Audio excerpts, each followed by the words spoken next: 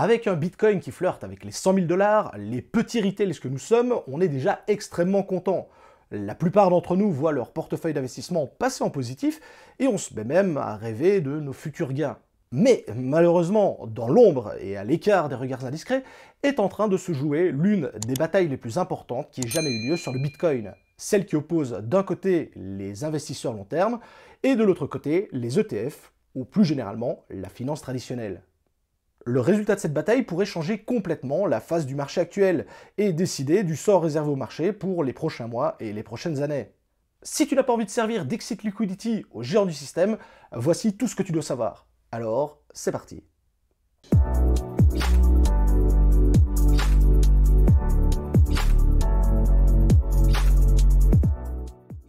Depuis début novembre, le Bitcoin affiche une performance extraordinaire, enchaînant les ATH les uns après les autres. Et lorsqu'on compare ce mouvement du Bitcoin par rapport à celui des cycles précédents, à savoir celui de 2015 à 2018 et celui de 2018 à 2022, eh bien, les similitudes, elles sont quand même relativement troublantes, il faut bien le dire. On est en effet face à un scénario de cycle qui se répète pratiquement à la perfection, alors même que les conditions de fonctionnement du marché, elles sont totalement différentes d'un cycle à l'autre. On y retrouve notamment les mêmes échelles de temps, les mêmes périodes de hausse, et surtout des conditions et des amplitudes de hausse qui sont plus ou moins similaires.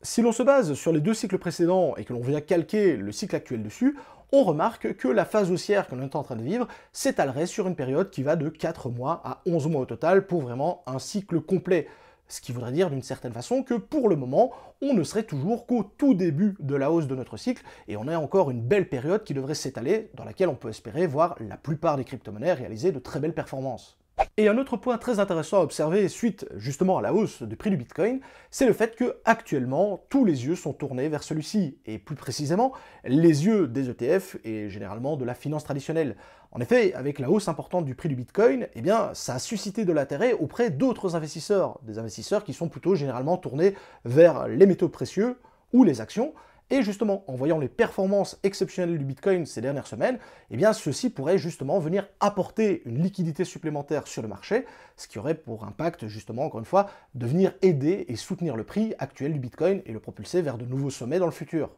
Et d'un autre côté, on a également le retour d'intérêt de la part du retail, c'est-à-dire l'investisseur classique, vraiment la petite personne qui s'intéresse également de nouveau au Bitcoin.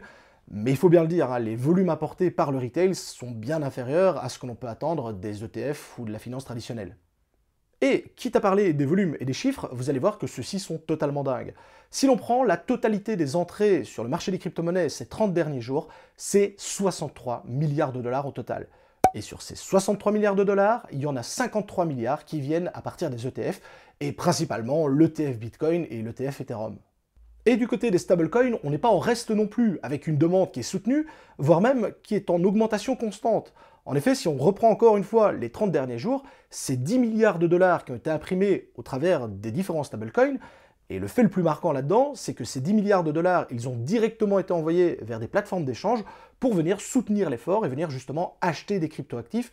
principalement, encore une fois, du Bitcoin et de l'Ethereum, de par les différents investisseurs qui sont positionnés dessus. Donc, du côté des stablecoins, ça fonctionne également très très bien de ce côté-là. Je vous propose maintenant de rentrer un peu plus dans les détails et on va notamment parler des investisseurs long terme. Il est relativement intéressant de traquer ceux-ci, et notamment leur comportement, parce que en fonction de ce qu'ils vont faire, eh bien, ça permet d'identifier et d'une certaine façon de timer les différentes phases d'un marché. Parce que, à l'heure actuelle, les investisseurs long terme, ce sont eux qui représentent les plus grosses quantités de Bitcoin qui sont disponibles. On estime, d'après les études, que ceux-ci posséderaient en effet 14 millions de Bitcoin au total, et je vous rappelle que le maximum supply du Bitcoin, c'est 21 millions. Donc il y a 14 millions qui sont dans les mains de ces holders, de ces détenteurs de Bitcoin pour le long terme.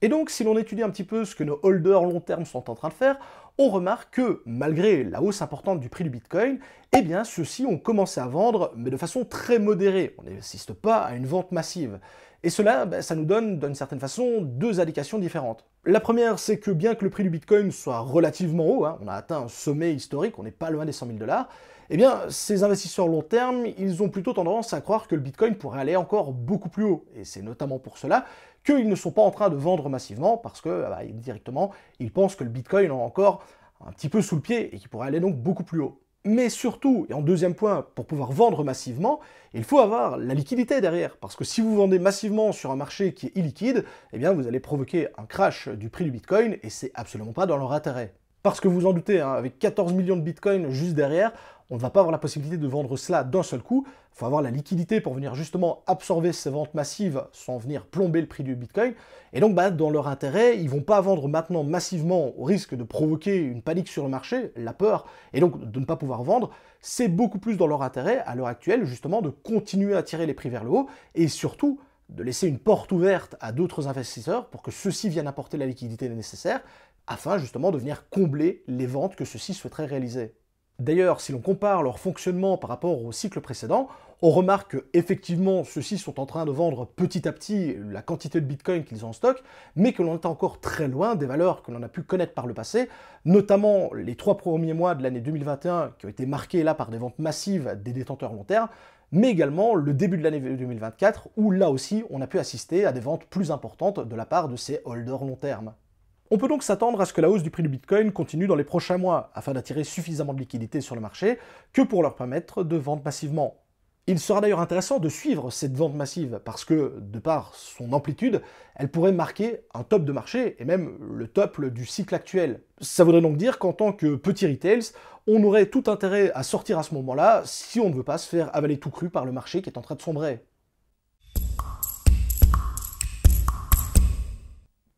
Alors, bon, ici, normalement, je ne vous apprends rien, mais à l'heure actuelle, la quasi-totalité des liquidités que l'on a à l'achat sur le Bitcoin, elles nous proviennent des ETF, et notamment des ETF américains. En effet, les ETF américains, c'est chaque semaine plusieurs milliards de dollars d'achat de Bitcoin, et c'est donc indirectement, grâce à ces volumes d'achat très importants, que l'on peut compenser les pertes des investisseurs long terme dont je viens justement de vous parler. En quelque sorte, c'est grâce aux ETF que le marché en est là actuellement et que celui-ci se porte pour le moment relativement bien. Si l'on regarde un peu plus près au niveau des chiffres, on remarque que sur un mois, les ETF Bitcoin ont absorbé 128 000 BTC qui étaient disponibles à la vente, soit 93% de tous les Bitcoins qui ont été mis en vente durant cette période. Donc en quelque sorte, les ETF ils viennent soutenir le marché et renforcer celui-ci pour le long terme et également le stabiliser par rapport à ces volumes d'achat et de vente. Mais malheureusement, ça c'était un petit peu avant, parce qu'en effet, en se rapprochant des 100 000 $, on remarque que la part de vente des investisseurs long terme, elle a augmenté, et elle a même quand même relativement augmenté, à tel point qu'à l'heure actuelle, eh bien même tout ce qui rentre via les ETF, ce n'est pas suffisant que pour venir justement contrebalancer ces ventes au niveau des investisseurs long terme, et c'est d'ailleurs indirectement ce qui explique la volatilité un peu plus importante que l'on a eue ces derniers jours par rapport à encore il y a une semaine où le Bitcoin ne faisait quasiment que monter en ligne droite. Et ici on commence à avoir des petites corrections, et ces petites corrections, elles viennent du fait que c'est plutôt les holders long terme qui sont en train de reprendre la main, alors qu'il n'y a encore pas si longtemps que ça, c'était les ETF qui avaient la main sur le marché.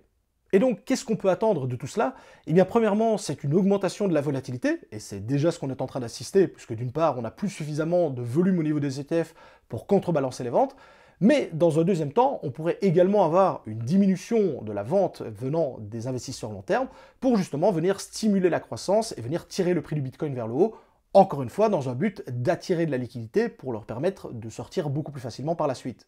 Je ne serais donc pas étonné de voir dans les prochaines semaines avoir des corrections qui pourraient se placer sur le Bitcoin, avec notamment un Bitcoin qui pourrait retourner sans problème sur la zone des 90 000 $ pour aller prendre un rebond et tenter d'aller chercher beaucoup plus haut, et notamment sur, on va dire, un peu plus long terme, donc plusieurs semaines, voire même quelques mois, un Bitcoin qui dépasse largement les 100 000 $ pour venir justement susciter cet intérêt important auprès de la part des investisseurs afin d'apporter la liquidité nécessaire permettant à certains de sortir une bonne fois pour toutes du marché et indirectement d'attendre le prochain bear market pour venir racheter massivement du Bitcoin. Alors, arrivé jusqu'ici, vous allez me dire « Ok TK, c'est bien sympa tout ce que tu nous racontes, avec cette grande bataille entre les investisseurs long terme et les ETF et la finance traditionnelle, mais nous, en tant que petits retails, c'est quoi la meilleure stratégie à adopter pour éviter d'une certaine façon de se faire manger tout cru par le marché ?» Eh bien, je dirais que la première chose à faire, c'est tout simplement d'avoir déjà commencé à sécuriser une partie de son investissement, notamment sous forme de stablecoin, et le fait d'avoir déjà réalisé quelques prises de profit ne sera jamais une mauvaise chose en point de vue d'un simple investisseur, ce que nous sommes tous. Et d'ailleurs, je vous rappelle que j'avais réalisé une vidéo, que je vous place juste ici, où je vous indiquais justement ma stratégie de sortie pour justement désigner mes zones de take profit, ce moment justement où je vends une partie de mon bag pour récupérer des stablecoins et ainsi sécuriser ma position. Donc n'hésitez pas à y jeter un coup d'œil juste après cette vidéo.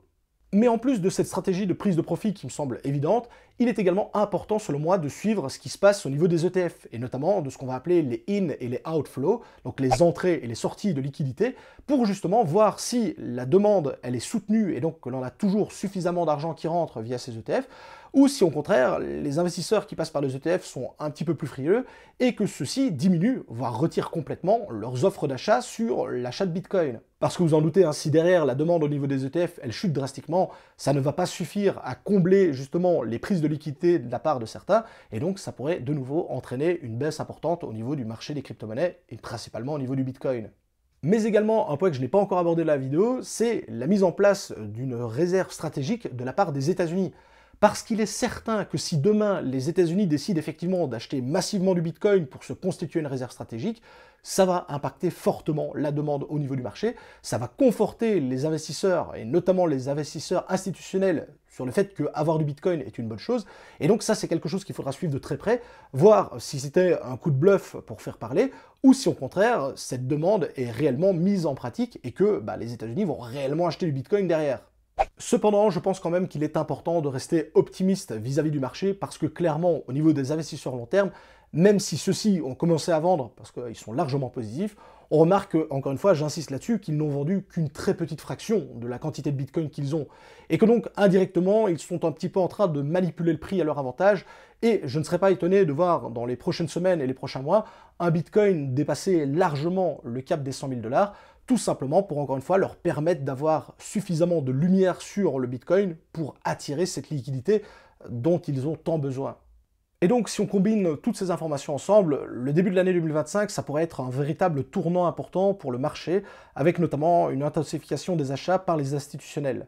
Cependant, à l'heure actuelle, mieux vaut encore une fois se montrer prudent et voir justement si Donald Trump applique à la lettre, entre guillemets, son programme concernant les crypto-monnaies, ou si au contraire, c'était encore une fois des effets d'annonce, tout simplement pour s'attirer la sympathie des investisseurs des crypto-monnaies.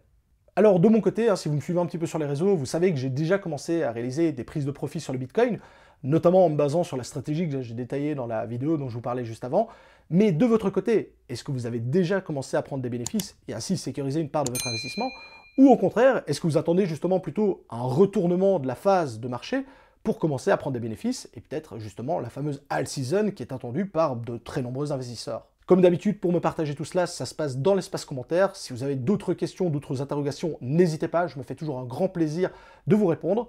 En attendant, je vous souhaite à tous d'excellents investissements dans le monde des crypto-monnaies. C'était M. TK. Ciao les crypto-fans.